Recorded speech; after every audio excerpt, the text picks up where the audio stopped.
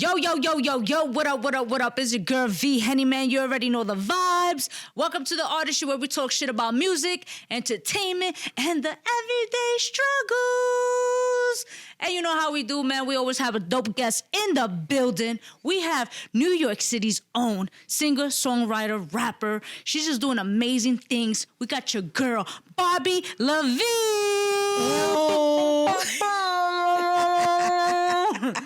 What's good? What's good, baby? How you doing? Finally. I'm finally here. You've been trying to set this up for years. Eons. Oh yeah. Oh Eons. yeah. I was telling you, behind the scenes how I'm looking forward to this because you knew me before like everything and vice versa because you're doing amazing things. So before we tap into anything, I want to do a toast. This is to you, everything you've been accomplishing, all the obstacles you've been overcoming because there's a lot to talk about. So I'm proud of you and I'm proud of everything you're doing. So this is for you. Thank you so much. Let's do this right here. I love you. I freaking love you. Nah, I love your Everybody ass knows too. I love you some V-Henny. Yeah. No, I appreciate that. I appreciate you, being here, taking the time because I know you're always dealing with obstacles. And I know you take your career serious. We have many times where we spoke about like what is it that you want, what is it that you're trying to do, and etc. And I'm proud of you. I'm seeing, like the fact of you vlogging. Yeah. You're vlogging, you're traveling, you're working, you're doing whatever. So I guess seeing everything that you've been transpiring from, why do you feel the industry for you is hard to break into? OMG. There's so many different reasons why. I feel like, first of all, the time we live in today is so different from the time we were brought up and grew up. I do feel like in some ways it's easier to break into the industry now because we have social media to help. With things going viral and stuff like that. But I also feel like it's harder because there's a lot of expectations and standards that I guess you have to meet as an artist, quote unquote. And it's like, okay, do I dumb myself down to fit into what everybody wants to hear? Or do I stay true to who I am and keep going? So that's kind of where I'm at. And I feel like being true to yourself is always the winner. I'm glad that you always been true to yourself as far as like your authenticity. Thank you. I see you doing the whole TikTok. How was that? I feel like I fell back a little bit from TikTok. Why?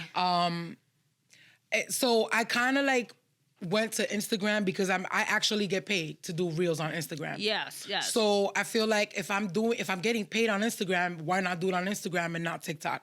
With TikTok, you need 10,000 followers to start monetizing, and I'm at 8,000 something. I'm not that far. At TikTok? Yeah. That's good though. Go ahead. Yeah, I mean, I guess. I only got like 500. Not even. I think I got like 200. But that's because I be on them little follower pages. Like, like they help you grow. Yeah, So they're like, follow everybody and they follow you back. So that's what I do. But if I'm getting paid on Instagram, I just rather stick to the Instagram reels. But even with that, it's so hard to maintain the consistency because I'm working now. So I feel like even though my schedule is lovely and my job is lovely and all that, I still feel like I'm tired most of the time. I'm trying to catch up on rest. On my days off, I'm trying to do things that I can't do when I'm working. So it's like I'm trying to also fit in being consistent on Instagram. But as far as TikTok, it's so crazy because I have like I said, 8,000 followers, but I got 26,000 people using my song on TikTok.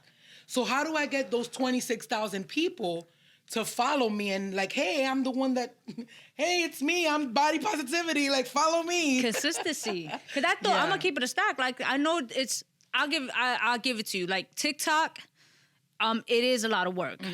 You like I tell everybody, I'm like, bro, my lane is Instagram or like YouTube or whatever. But like I understand with TikTok, you really have to put extra work. And be consistent. But I like for me, like with body positivity, I was like, yo, I feel like you should still push it. Because it can maybe pick up. Because look at what happened with Lola Brooks, that her song went viral, then it it went, set back a little bit, and then it went viral again. And that's where she, like the second time is when like it went, like it got picked That's up. fire. You mentioned like how times are different. It's not like how it used to be. Yeah. Like right now, you have to show not only yourself, but now you got to show promoters, your fan base, that you're outside. The perception of the fact that you are this artist and this is what you're doing. So how you feel about that though? I mean, at the end of the day, this is what I chose. This is the life that I feel like is gonna make me happy, and it gives me a sense of identity. So do you feel happy with this career? I feel happy doing music. Okay. Where my career is, obviously I'm not where I want to be yet. Okay. But I will say I could take a look back and look at how far I've come, and that makes me happy and content. Right. Like, I can't be too hard on myself. I sort of kind of got to pat myself on the back like, you know what, Barbie? At least look at all the shit that you've done in the past 5 years. And I know I still have a long way to go, but it's like... What is it that you want for Barbie LaVie? Success. And success means something different for everyone. Right. But for me, it's, reaching the masses and earning an income, a nice solid income from what I love to do. Gotcha. And that's the bridge that's the hardest to kind of gap. Like, okay, I love doing music and, we all need money to survive. How do I bring it together?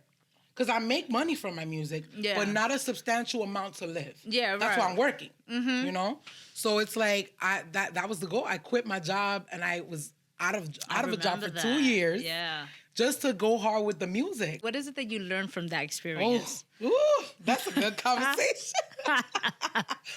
You have to have a plan. Okay. I kind of winged it.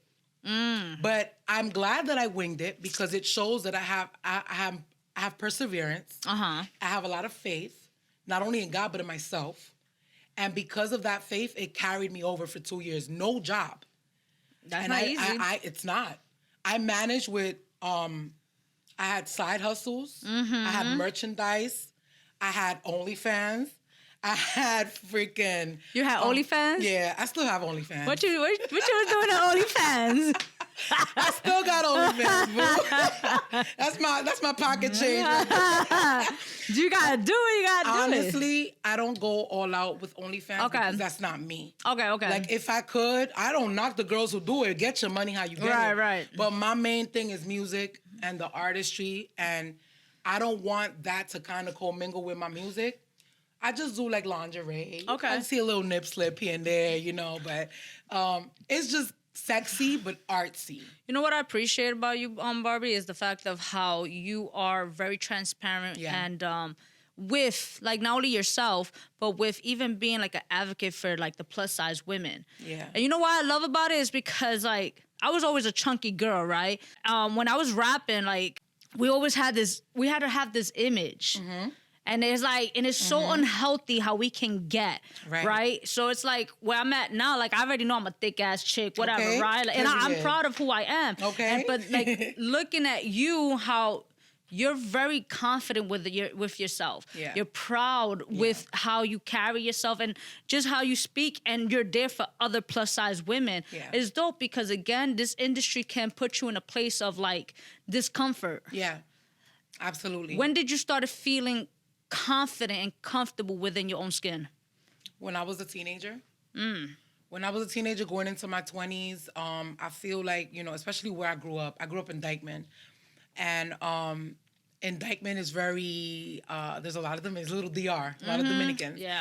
And I'm half Dominican, half Puerto Rican. And I feel like the Dominican side of my family is always very big on, you have to lose weight. Yeah. Or you have to be a certain body type, or men are not going to look at you. I'm like, but I never had a problem in that department. Right. I've always gotten attention, men and women, So it's like, what are y'all saying?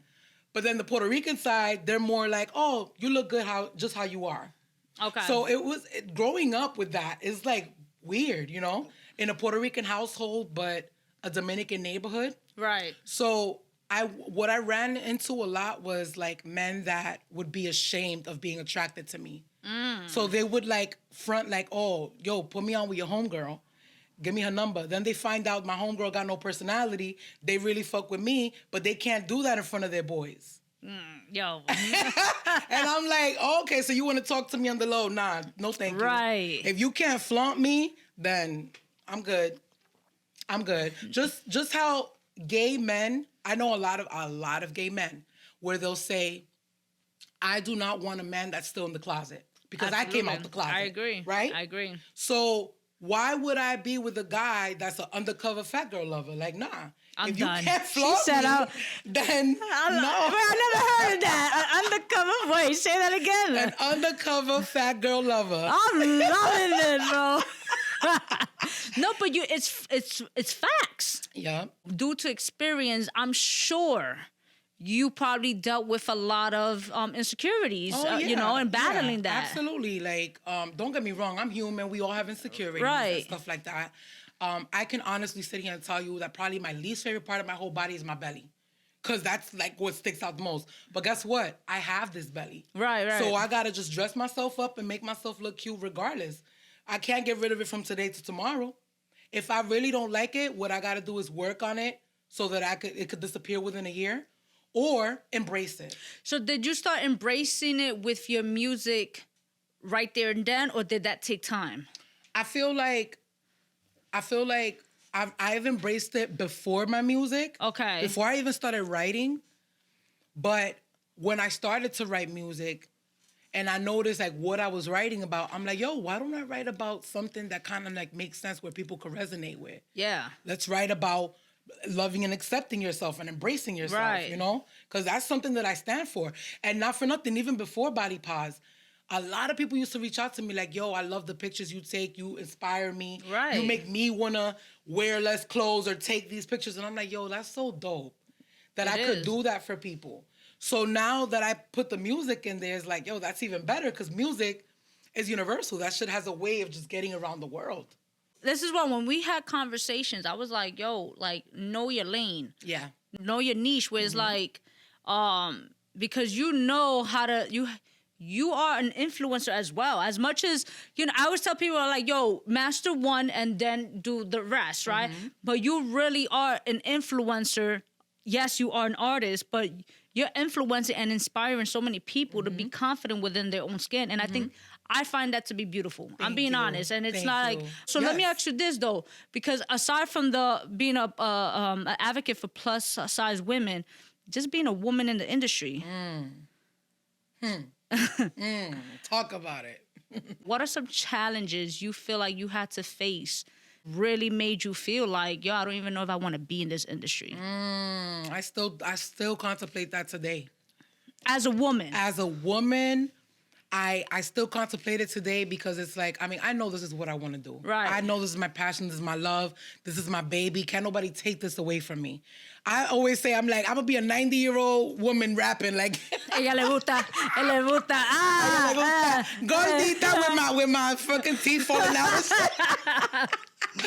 But I love music and I can't help it. It just sucks that this industry fucking sucks. Now, this industry is very weird. Yes. It's very weird. It's crazy. It's like, why? And I always ask, I'm like, God, why did you give me this talent? If this is like the hardest industry to break into, like, I don't get it. And I don't want to throw it away. I don't want to, like, I see myself, like, if I quit, I'll be the most miserable person in the whole world. Obviously, it's hip hop is very male dominant, right? Yes. We have very few women running the industry, like, Nicki Minaj and stuff like that. But and we have a lot of beautiful women doing their thing. Kudos to them. But the thing is, like, men will reach out. Mm-hmm. They want to help. Like, okay, I have these connections. I want to do this. Then they'll slip in a little, but you mad cute or you pretty. I'm like, okay, here we go. Right. I'm trying to be serious. I'm trying to be business. And yes, I could be very sexy. I could get flirtatious. But at the end of the day, I'm about my business. I'm about my music. I'm not trying to do that. Yeah. You know what I'm saying? And my dad is a hip hop head. So he warned me like, men are going to try you in this industry. You have to stand your ground. Even women. Oh, yeah. And it's sad because there are not all men, right? But it's a lot of men. Yeah. Especially within our community, within our industry. And it's like, damn, bro, like, why is it that I have to submit to whatever it is you want in order for me to get to where I need to be.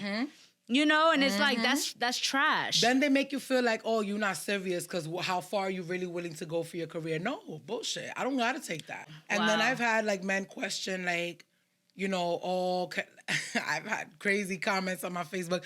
That's the shit, is that when you're vulnerable and transparent, as you said, which I'm very transparent, I'll go on Facebook and I'll post about something. I try not to do it too often, but every now and then I get some crazy out the wall negative comments like, I was gonna ask you about that. Dude, you don't even know me. Like, what?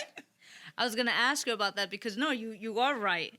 I think one time, I'm gonna keep it a stack with you right now. So I think one time you post something and I was like, why would you post that? Right? Really? You thought that? And the only reason why I thought that is because when I started seeing your comments, it's like, but that's me because I know how the internet can be. Yes. So this is the protective side on me. And I'm just like, understand that when you're letting people in your personal life, you're now at this point allowing people to give their opinions. Yes. And social media has nothing but opinions. Yes. No facts, but opinions. No facts, but opinions. I like that. How you worded it. It's true. So, and I can tell by the you was responding, and this was on Facebook, and I don't remember how long ago this was. May. But I know exactly what you're talking about. Okay. It was May of last year. Yes, it was around last year. Yep. And I was just like, and I'm like, you started responding, and I can tell you know, you was very PC with it, but you can tell, and I don't want to misconstrue, but I was like, I felt the energy of being frustrated. Yes. Yes. Yes, that is exactly. Oh, you're good. I'm telling you. You picked up on that energy real good. Yeah, that's exactly what I was. I was in my house. My mom she was visiting me that weekend. And she was right next to me in bed, and I'm posting on Facebook, and I'm just like really pissed off. And I'm typing this long ass freaking post. And I post it, and then the feedback, some people were very sympathetic towards me, and I appreciated that.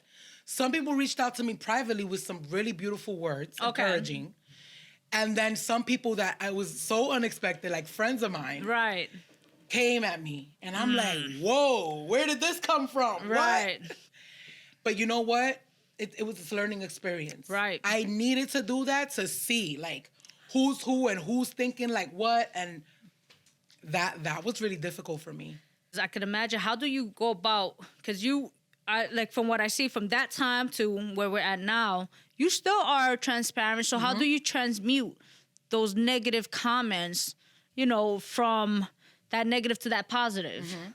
So I will say that at the time that I posted that, I was in a very low point in my life because of my finances. Gotcha. When my finances are not right, that shit really lowers my energy. It really, like, I am in a bad mood. I can't function. I feel like things are not going.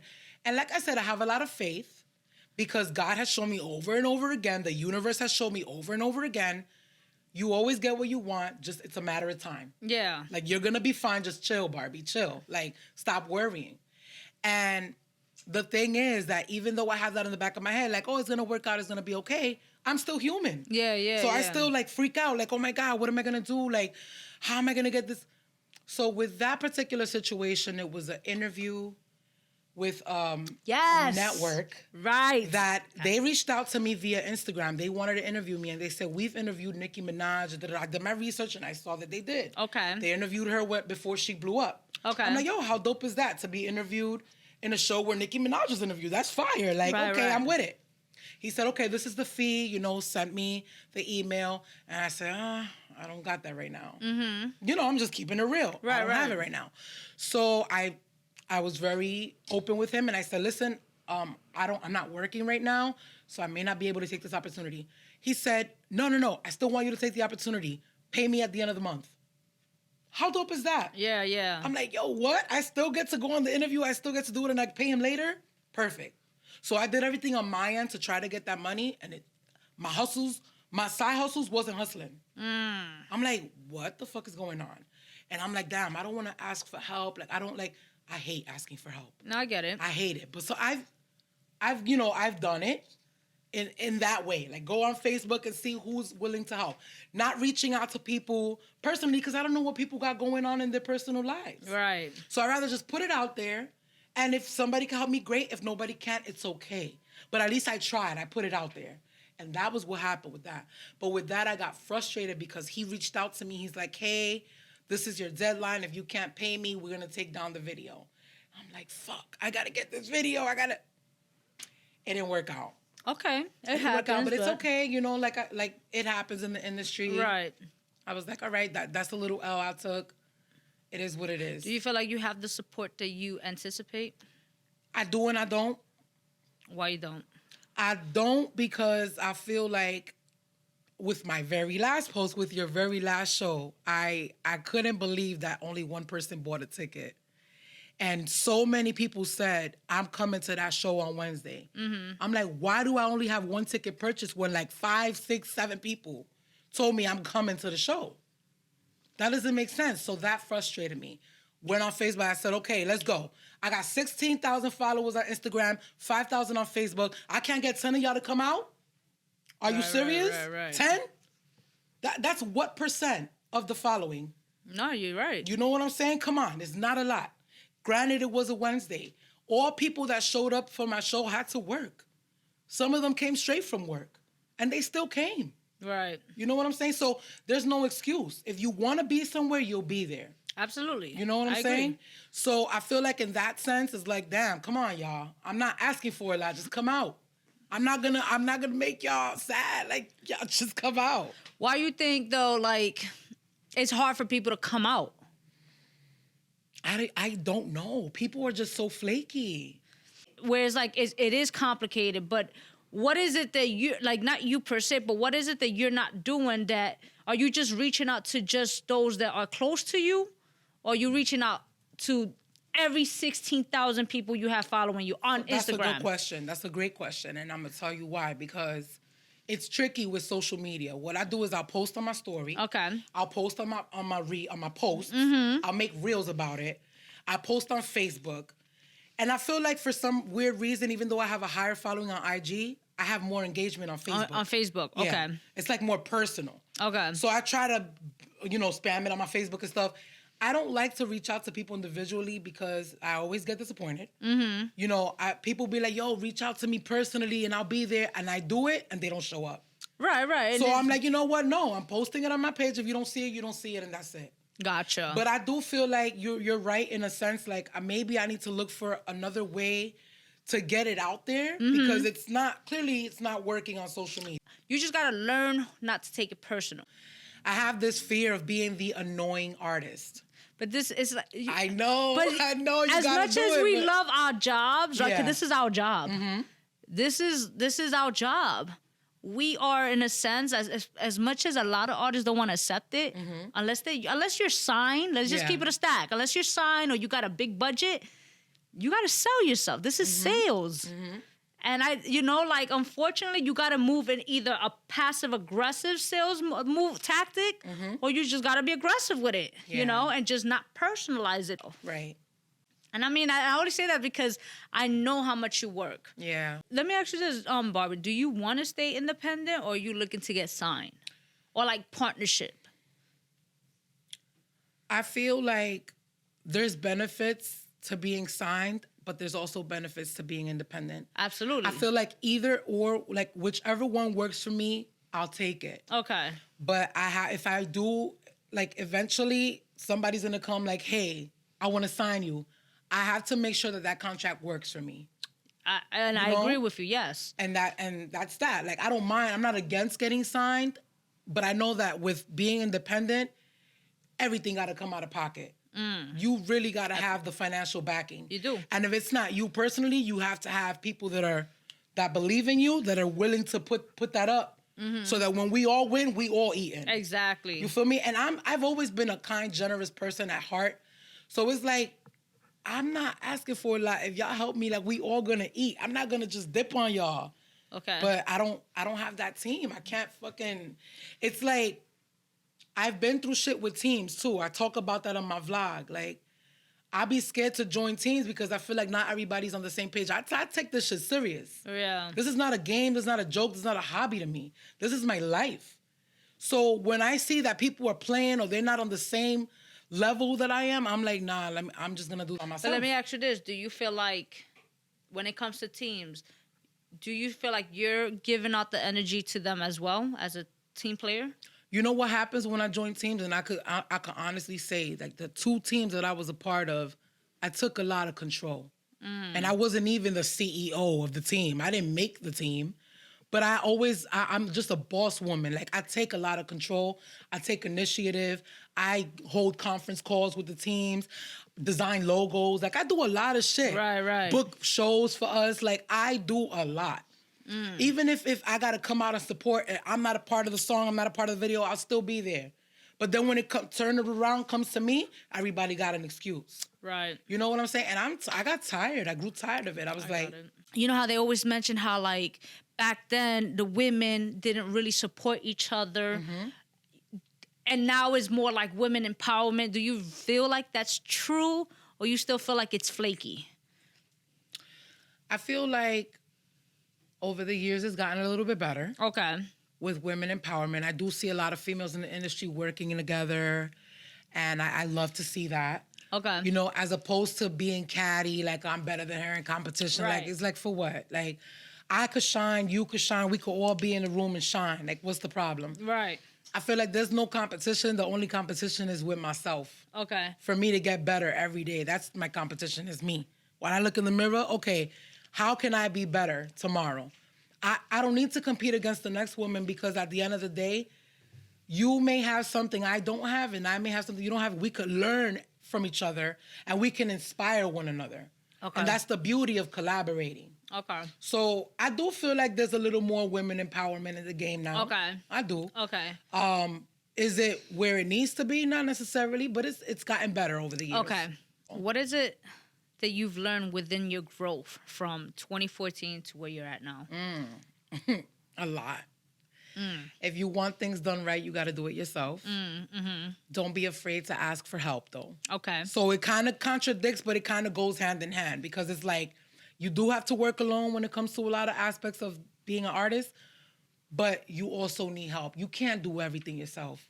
Yeah. You can't. Like, it's physically impossible to do everything. You need some type of help, even if it's a little bit of assistance. Yeah. And you can't be afraid to ask for it. And that's something that I challenge myself. Like, I don't be wanting to ask, but sometimes I do ask. And I do get a lot of help. I do get a lot of support. That's dope. Like, that's why when you asked me earlier, like, how do you feel? And I said, I do, but I don't. Because I do. My support system is amazing. Right. But that's for the ones that support me. Yeah. That go hard for me. And then I have people that, yeah, I support you, or they say they support you, but do you really?